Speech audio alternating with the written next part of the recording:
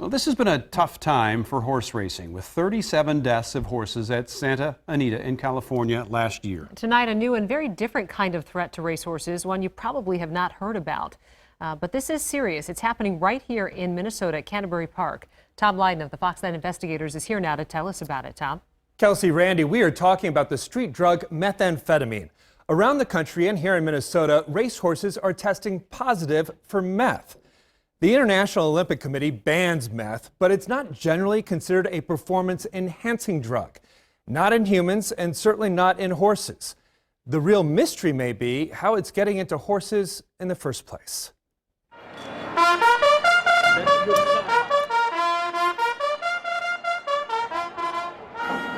It's a sport where victory can be decided in the blink of an eye, by fractions of a second, where half-ton athletes never complain, and everyone is looking for an edge that will help them win by a nose. All my life is horses.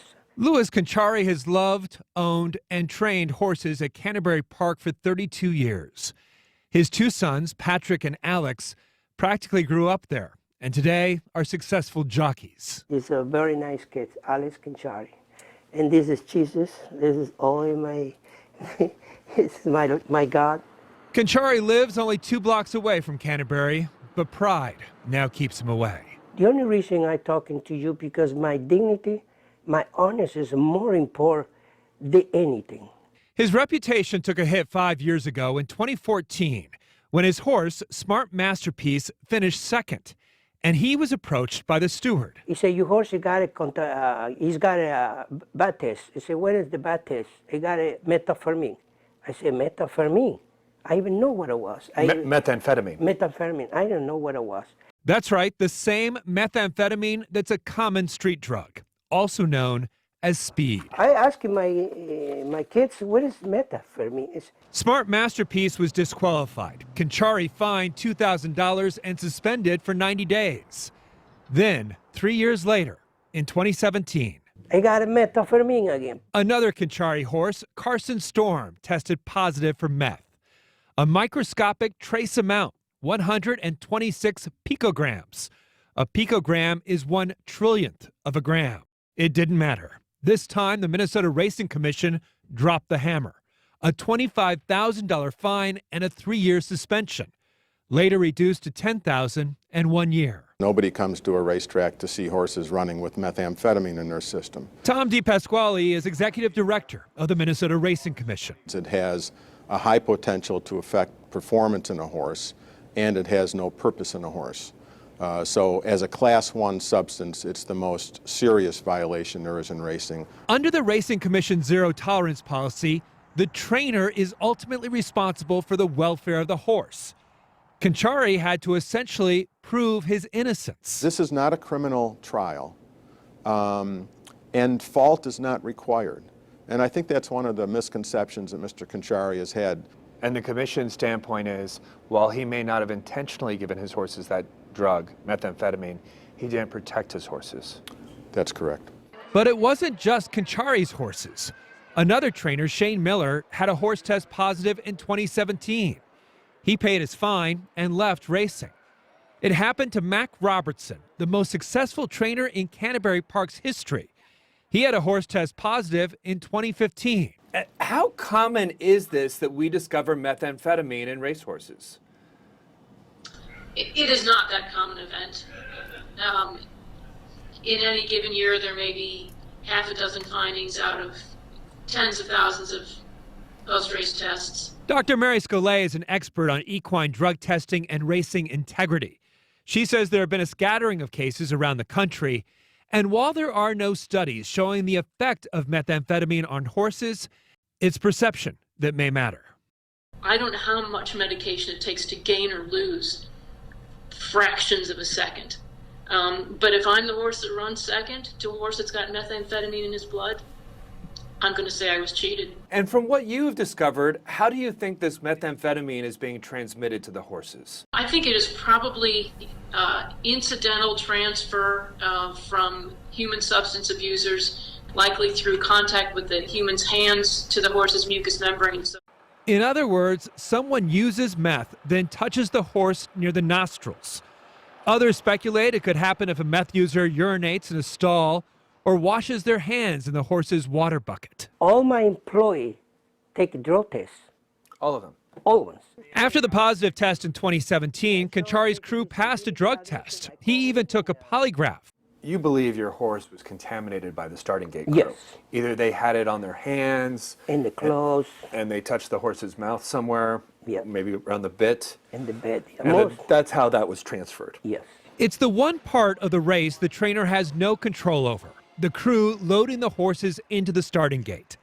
After Canterbury's first horse tested positive, Shakopee police arrested 2 members of the starting gate crew, both in possession of methamphetamine. In a dorm room behind the track, police found a gram of meth, a pipe, a scale, and a bottle containing urine to falsify a drug test. And they were hardly alone. The Fox 9 investigators discovered at least 5 other horse handlers at Canterbury busted for drugs during this period.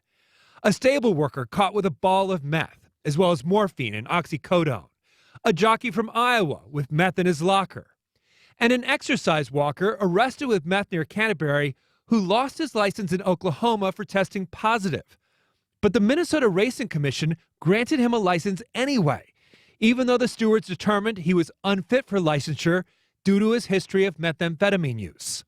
In a statement, Canterbury Park told the Fox 9 investigators drug abuse by employees is not something we take lightly, that they have pre-employment drug screening as well as random testing. But when Canterbury tried to randomly drug test the starting gate crew in 2017, a half-dozen members quit and left a month early for a track in Arizona. County Pasquale don't protect the integrity of the sport because this is a business for everybody. It's a very dangerous situation. Put these meth heads in the starting gate. These people all had access to horses, every single one of them. Which is exactly why the trainer, who is the person who has the most responsibility for guarding that horse, should be making sure that they hire, train, and supervise the right people. It has been the basis for horse racing. Somebody has to be accountable for the horse. But we live in a more complicated world, perhaps, than we did when the rules were initially written. But the Racing Commission says Canterbury didn't do enough to protect his horses. They say you only have to look at the odds. Canterbury had 2 out of 4 positives out of nearly 6,000 horses tested. Wait, are you suggesting that we should be lenient with second-time violators of the most serious violation in all of racing? Nobody wants to see horses running on methamphetamine, Tom. It's animal abuse or neglect. In either way, our first responsibility is to protect the horse. For Canterbury, that means reputation will always place second. When I die, I'm gonna die with nothing. But at least I die with my dignity, like all the trainers, the jockeys. At 62, he's broke and had to sell his 9 horses. But he can't imagine returning to Canterbury until he gets his reputation back, as if redemption can be found at the end of some imaginary finish line. I refuse to go. When I go, I wanna go with my horses. When I run the horses, I'll be the happy man, and my life come back again. Earlier this year, an administrative law judge upheld the Racing Commission's discipline of Canterbury, but he still refuses to pay his $10,000 fine. As we said, there are no real studies of horses on meth, but like humans, the belief is it can cause an irregular heartbeat, which could result in atrial fibrillation, the most common cause of fatalities among racehorses. The biggest issue here may not be enhancing performance, it may really be the health of the horse. Canterbury is one. You mentioned 2 other trainers. What's their take on this? They believe it's unfair. They believe it came from someone else at the track in the back end. It's really interesting, though. Mac Robertson, again, the most successful trainer in Canterbury Park history, he thinks this was very unfair on the part of the Racing Commission, both what happened to him and Canterbury. And he said it makes him question whether to even return to Minnesota's racehorses. So why is meth showing up and not other drugs? I think that's an excellent question. You would think with the prevalence of marijuana that THC would be showing up, or maybe cocaine and other drugs. It isn't. And that, I am told, may have something to do with the drug itself, maybe how it's transferred to the horse, maybe even how the molecule metabolizes in the bloodstream of a horse. Very interesting. Story. All right. Thanks, Tom.